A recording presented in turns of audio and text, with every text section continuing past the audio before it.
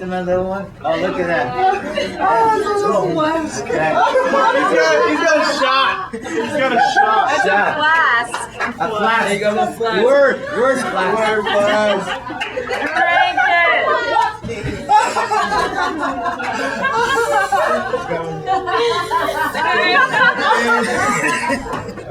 Yep.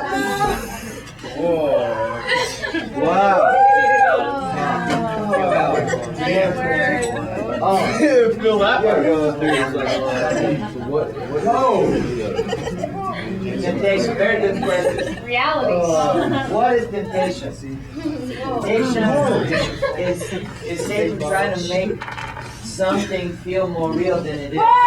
That's a word. Yeah, he's trying to make the fantasy more real than the truth. Wow. He has that ability because why? He's a deceiver. You know? Yeah. He has ability to make what's fantasy, and now it's no longer true to you, for you, because you're in Christ. So temptation is trying to make what's true to be a lie, and what's a lie to be true. You know. Just remember, he came to meet all your needs. Jesus. Emotionally, spiritually, physically, in every way. You know. So the fact that you're a young person and you're totally sexually healthy and charged, ready to go for a marriage, is for marriage, not before that. And so for you to think, well, the devil go, yeah, but you have needs. It's like sexual needs. No, I don't. That's a lie. Yeah. It's a complete lie. Whoa. That's good. Awesome. You have a need. Number one is the Lord Himself to satisfy the deepest longing in your heart for love. Yeah. And whenever this time in a divine glorious moment comes, where the right person comes along with this perfect match in heaven, and then it will become a need to hang out together all the time, and that's how God created us. Then the need will become real, and it'll be the right way to deal with it. Not until then. It's not a need. This is a lie. Yeah. Complete lie. Oh man. Complete lie. Wow. Good stuff. Sexual needs are coming out as needs only when emotionally we're deprived from love, from attention. Jesus. And of course, Jesus is the one who can touch the deepest place in the heart for attention, for esteem, for who we are, for worth, for pleasure, even spiritual pleasure is so incredible. The right hand, there's pleasure forevermore. So the whole need for pleasure really comes from a spiritual depletion. You're depleted spiritually. You know, I mean, look at, we eat ice cream because somebody didn't pay attention to us. See how stupid it is, you know. It's like, heap more trouble on yourself, you know, by eating 2 buckets of ice cream because somebody didn't return your phone call, you know. But that's how we are. That's how we are. So we're making things worse for ourselves. Why? Because it's deal with the situation. Don't go for alternatives, but deal with them. Say, Lord, I feel abandoned, I feel betrayed, I feel this, I feel that. It's true. So Lord, fix me. Reroute. IVs. I need an IV here. Hooked up. I need love IVs. Whatever. And just hug me, touch me. I mean, God has hugged me. I tell you, so real. When the Father hugs you, you don't feel fear of man. Just bye-bye. You know, the need. The real need is really for God.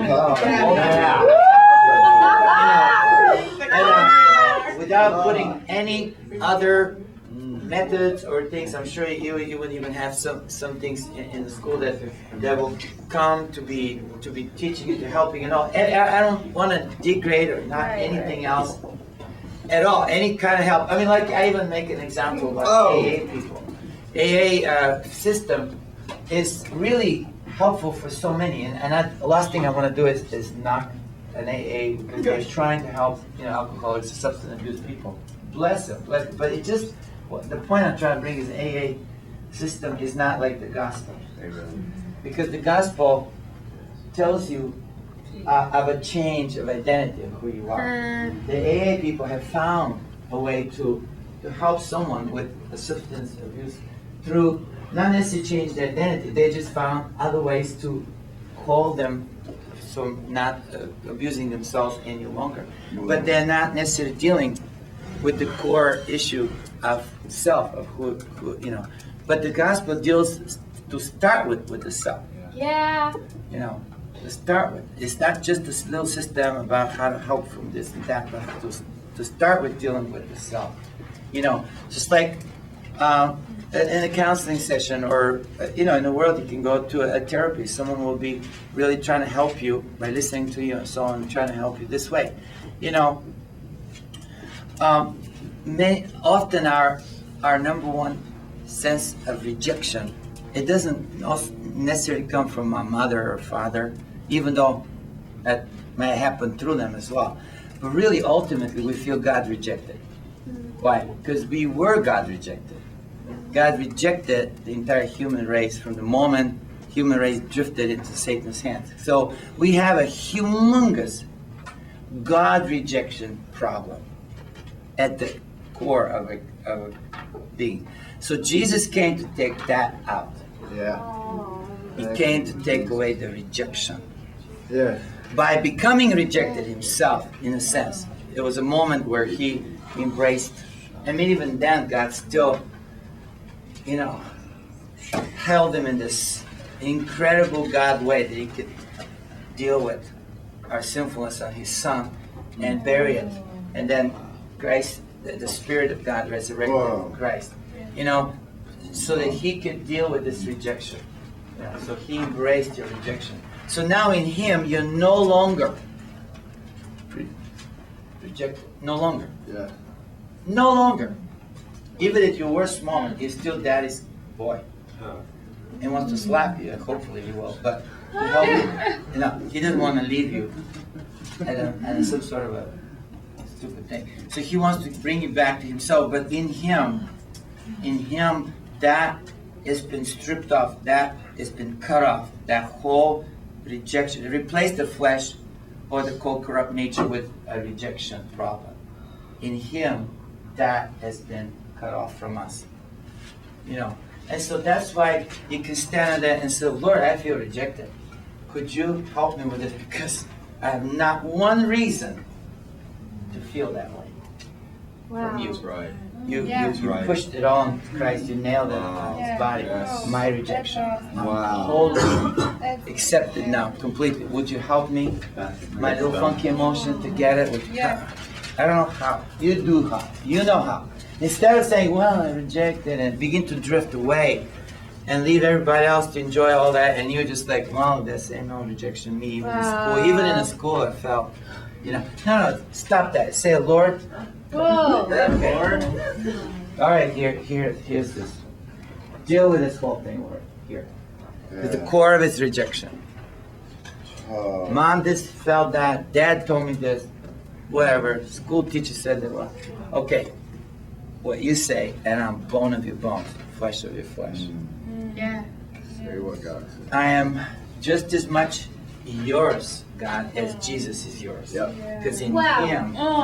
I'm yours. Yeah. And this is the core issue. You got it. And that's where this whole corrupt nature, this whole demonic, because Satan is rejected. He is rejected by God.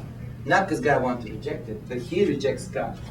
So on the basis of his rejection of God, Lucifer rejecting God becomes rejected. Not that God wants to reject him.